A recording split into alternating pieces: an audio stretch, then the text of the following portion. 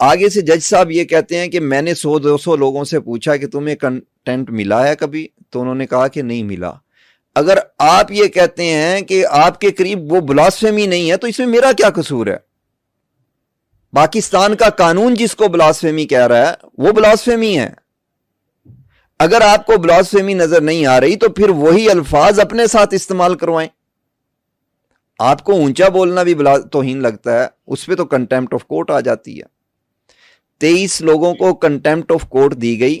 آپ نے اس وقت تو نہیں پوچھا کسی عدالت نے ہم سے کہ کیا تم توہین عدالت کرنے کی نیت رکھتے ہو، لیکن آپ کہتے ہیں کہ گستاخ سے یہ پوچھا جائے گا کہ اس نے توہین کرنے کی نیت سے گستاخی کی۔ مجھے بتائیں کہ پرائیویٹ پارٹ پہ حسنین کریمین کی والدہ کا نام لکھا جائے، میری ماں کا نام لکھا جائے، تو کیا میں اس سے یہ پوچھوں گا کہ تمہاری جو ہے نیت کیا تھی؟ یا یہ پوچھنا چاہیے کہ تیری جرت کیسے ہوئی کہ تو نے سرکار دو عالم صلی اللہ علیہ وسلم کے خاندان سے یہ نام اس جگہ پہ لکھنے کی تیرے اندر جرت کیسے پیدا ہوئی؟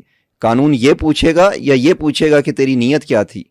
وہ کہتے ہیں کہ 22 سال کے آدمی کو گستاخی پہ سمجھانا چاہیے لیکن چیک ڈس آنر پہ نہیں سمجھانا چاہیے، چوری ڈکیتی پہ نہیں سمجھانا چاہیے۔ کیوں؟ بلاسفیمی کے کیسز کوئی لاوارث ہیں؟ نبی صلی اللہ علیہ وسلم یا ان کے اہل خانہ یا ان کے صحابہ یا ان کے اہل بیت لاوارث ہیں اس ملک کے اندر؟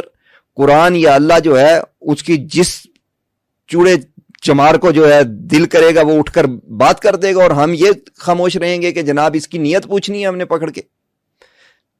ایسا کچھ بھی نہیں ہے۔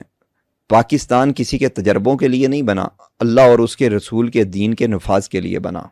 ہمارے بزرگوں نے جانیں اور زندگیاں، عزتیں اس لیے نہیں دی تھیں کہ آپ پکڑ کر پوچھئے گا، انہوں نے اس لیے دی تھی کہ اس ملک کے اندر ناموس رسالت کا قانون چلے گا، اس ملک کے اندر اللہ اور اس کے رسول کا فرمان چلے گا۔ اگر قانون غلط بھی ہوگا، قانون بدلا جائے گا، قرآن نہیں بدلا جائے گا، نبی صلی اللہ علیہ وآلہ وسلم کا فرمان نہیں بدلا جائے گا، قانون بدلا جائے گا، اصول بدلا جائے گا۔ یہ نہال ہاشمی کیس تھا توہین عدالت میں، نون لیگ سے تعلق رکھتے تھے، انہوں نے عدالت میں چیخ چیخ کے کہا کہ میری نیت نہیں تھی کہ میں عدالت کی توہین کروں، میرے تو بچے بھی وکیل ہیں، میرے بزرگ بھی وکیل ہیں، میں کیوں توہین کرتا؟ لیکن اس وقت کے چیف جسٹس صاحبان نے یہ فرمایا کہ آپ کا جو ایکشن ہے نا یہ بتائے گا کہ یہ توہین ہوئی یا نہیں ہوئی۔ آپ کی توہین کے لیے ایکشن بتائے گا، نبی صلی اللہ علیہ وآلہ وسلم کی توہین کے لیے ایکشن نہیں بتائے گا۔ وہاں آپ انٹینشن پوچھو گے، وہاں اگر ملزم یہ کہہ دے، آپ مجھے بتائیں نا قرآن پاک پہ ایجیکولیشن کا ملزم کہتا ہے کہ میری توہین کی وہ نہیں تھی نیت، تو کیا آپ مان جائیں گے اس کو؟ یہ توہین کی نیت نہ کہنے